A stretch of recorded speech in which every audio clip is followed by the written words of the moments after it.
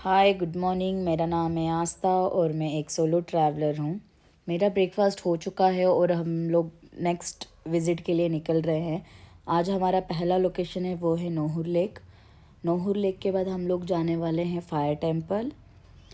Fire temple के दो places है तो हम लोग दोनों वो विज़िट करने वाले हैं। तो पहले हम नोहुर लेक जाएंगे। तो चलिए लोकेशन पे पहुँच के मैं आपको बताती हूँ कि नोहुर लेक कैसा है। Sorry ass DJ.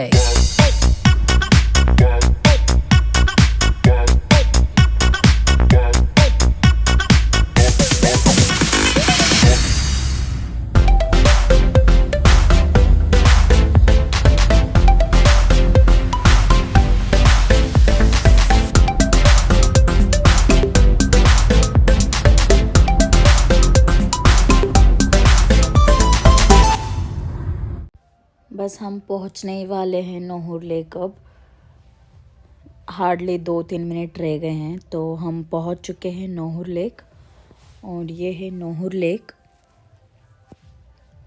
Joy to the world, the Lord is come. Let earth receive her King.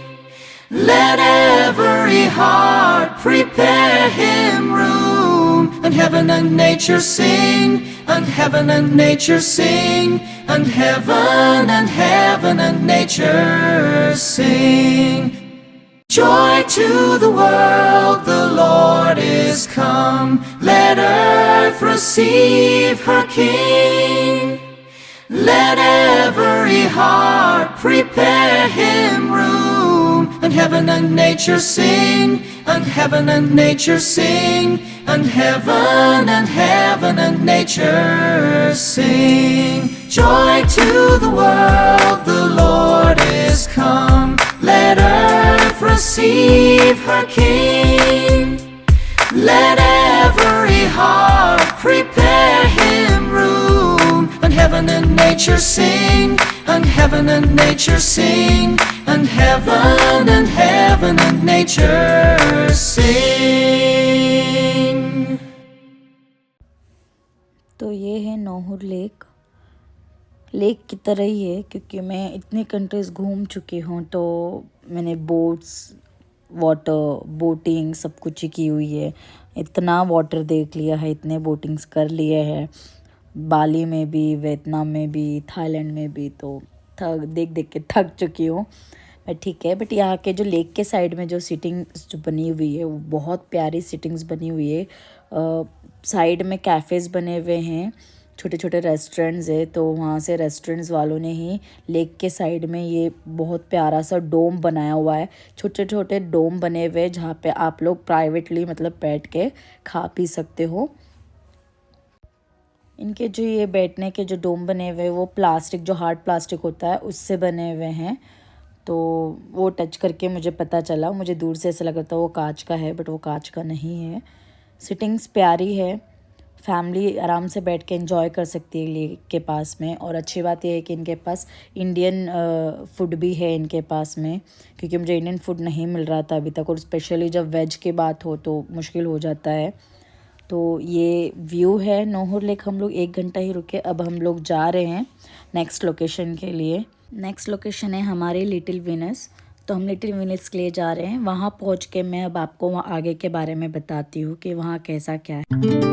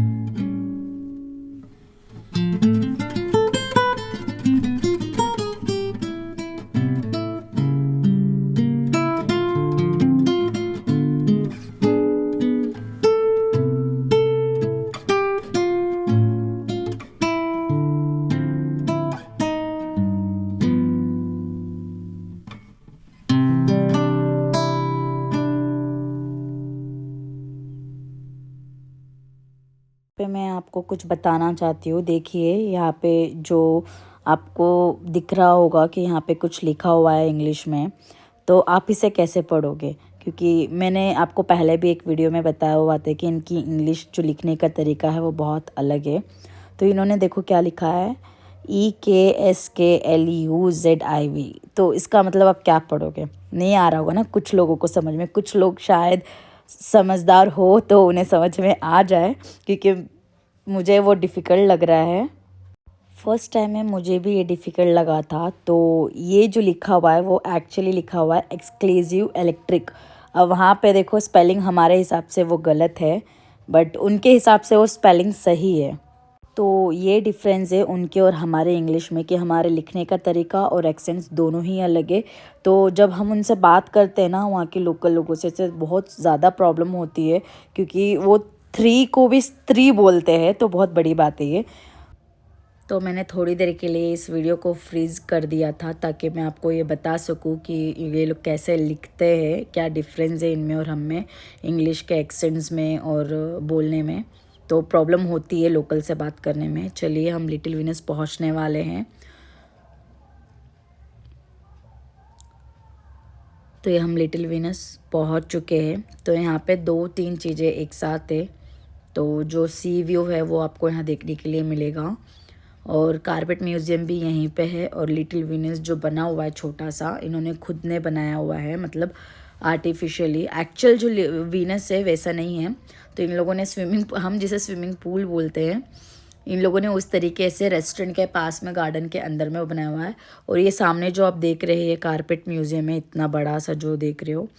और ये सारा आसपास गार्डन बना हुआ है। थोड़ा आगे जाएंगे तो वो लिटिल वीनस है। जो वाटर देख रहे हो आप, ये जो पानी देख रहे हो, जो स्विमिंग पूल लग रहा होगा आपको, वो स्विमिंग पूल नहीं है। इसी को ये लोग लिटिल वीनस नाम दिया हुआ है, मिनी वीनस बोलते हैं ये लोग। तो ये पूरा मिनी वीनस बनाया है। ठीक इसके सामने में कारपेट म्यूज़ियम है राइट साइड में, और ठीक उसके ऑपोजिट साइड में आपको मिलेगा सी व्यू पूरा देखने के लिए। तो ये वीडियो मैं आपको आगे बताती हूँ कि ये कितना बड़ा है।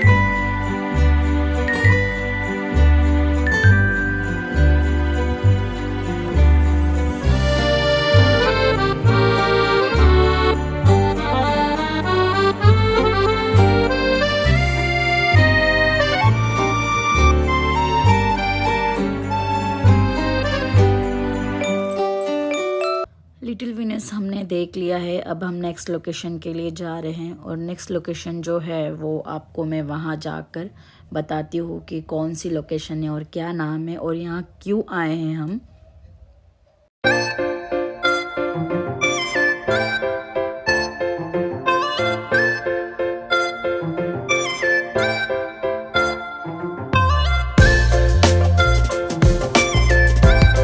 तो ये जो लोकेशन है, इस जगह का नाम है अताशका जोरोस्ट्रियन टेम्पल, फायर टेम्पल है। तो हम इस लोकेशन पे जो आए, इनकी एक हिस्ट्री है। ये एक हिंदू टेम्पल है पुराना। तो यहाँ पे अंदर आप जाओगे तो कैसल्स बने हुए हैं, कैसल है छोटे छोटे से। तो अंदर 2 फायर टेम्पल्स है जिसमें से हम पहले यहाँ पे आए हैं। तो इसके अंदर जो छोटे छोटे कैसल बने हुए, इसके अंदर में इनकी हिस्ट्री के बारे में लिखा हुआ है। तो जैसे बोर्ड देखा आपने अभी, मैंने जैसे दिखाया वैसे सारे बने हुए छोटे छोटे बोर्ड और उनकी हिस्ट्री के बारे में, जैसे हमारे यहाँ कैसे म्यूज़ियम में रखे होते हैं गांधी जी के और ये लक्ष्मीबाई के वगैरह के सारी पुरानी चीज़ें जो रखी हुई है, वैसे ही इनके यहाँ भी ऐसे एक पुरानी चीज़ों के बारे में हिस्ट्री जो है फायर टेम्पल की, उसके बारे में लिखा गया है। और उन्हीं के बारे में जो कुछ चीज़ें हैं इनके टेम्पल्स के रिगार्डिंग, जो एंशंट पुरानी वाली एंशंट चीज़ें, वो सारी चीज़ें इन्होंने एज ए जैसे हमारे म्यूज़ियम में रखते, इन्होंने कैसल में रखी हुई है। बस यही फ़र्क है म्यूज़ियम और कैसल का, इन लोगों ने यही डिफरेंस रखा है। तो इस सारे कैसल्स में अगर जाओगे तो सब अलग अलग चीज़ें हैं। कहीं पे फायर टेम्पल्स के बारे में लिखा है, कहीं पे मतलब जैसे म्यूज़ियम में रखते हैं वैसे इन्होंने कुछ चीज़ें वैसे ही कांच के अंदर रखी हुई है। तो वो इंग्लिश में लिखा है तो कुछ समझ में नहीं आ रहा है कि क्या है ये। तो यहाँ से अब हम लोग निकल रहे हैं नेक्स्ट फायर टेम्पल के लिए। यहाँ पे देखिए जो बिल्डिंग्स देख रहे हो ना, ये बिल्डिंग्स के बारे में ही मैं बता रही थी कि इन्होंने कांच के बिल्डिंग्स वैसे ज्योमेट्री को सोच के बनाए होंगे, क्योंकि मुझे ऐसा लगता है क्योंकि इनके डिज़ाइंस वैसे हैं। तो अब हम जा रहे हैं फायर टेम्पल के लिए। जो नेक्स्ट लोकेशन है हमारी वो सेकंड फायर टेम्पल है। 2 टेम्पल्स है जो दोनों ही कनेक्टेड है, आसपास में ही है। मतलब एक काउंटर से आप टिकट लेके दूसरे काउंटर पे, मतलब दूसरे वाला टेम्पल के लिए भी आप जा सकते हो। तो जिस टेम्पल के लिए जा रहे हैं उस जगह का नाम यनरदा बोलते हैं। यनरदा जगह का नाम है, वहाँ पे स्लोगन भी लिखा हुआ है हैशटैग। और ये जो केसल्स के बारे में मैं बता रही थी, तो ये देखिए केसल के अंदर छोटे छोटे ऐसे बने हुए इनके चीज़ें, कैसे लोग रहते थे और कैसे क्या हिस्ट्री है इनकी। और ये पूरा बाहर का है वहाँ का व्यू, जो केसल के बाहर का है जहाँ पे हम लोग फायर टेम्पल के लिए गए थे। तो ये बाहर का व्यू था। और अब हम बस देखिए कितनी पुरानी पुरानी गाड़ी भी मॉडल्स जो है ये लोग यूज़ करते हैं इनकी कंट्री में। मतलब ना ओल्ड मॉडल्स देखने के लिए हमें नहीं मिलते क्योंकि उस समय तो हम थे भी नहीं। तो ओल्ड मॉडल्स जो है ना वो मैंने इनकी कंट्री में देखी कि काफ़ी सारे लोग ओल्ड मॉडल्स भी ये लोग यूज़ कर रहे हैं और इनकी कंट्री में अभी भी वो एग्जिस्ट करते हैं। तो ये जो है यनरदा है जहाँ पे हम आए हैं दूसरे फायर टेम्पल के लिए। यहाँ पे मतलब नेचुरल जो बोलते हैं, नेचुरल तरीके से, मतलब अपने आप हमेशा 12 महीने से ही देखोगे इसे, क्योंकि इस पहाड़ पे जो ये फायर आ रहा है इसे टेम्पल इसलिए बोलते हैं क्योंकि ये नेचुरल है, किसी ने लगाया नहीं है। और इस जगह आतिश का क्यों नाम दिया गया है, इसका रीज़न है क्योंकि हिंदू सिख और जोरोस्ट्रियन जो था उन लोगों ने टेम्पल बनाया था। तो इन लोगों ने ये सोच के इस जगह को टेम्पल बना दिया है, क्योंकि इनके यहाँ टेम्पल्स नहीं होते हैं। तो इन्होंने आतिश का जो है वो एक पार्शियन वर्ड है, पार्शियन ऑफ फायर का।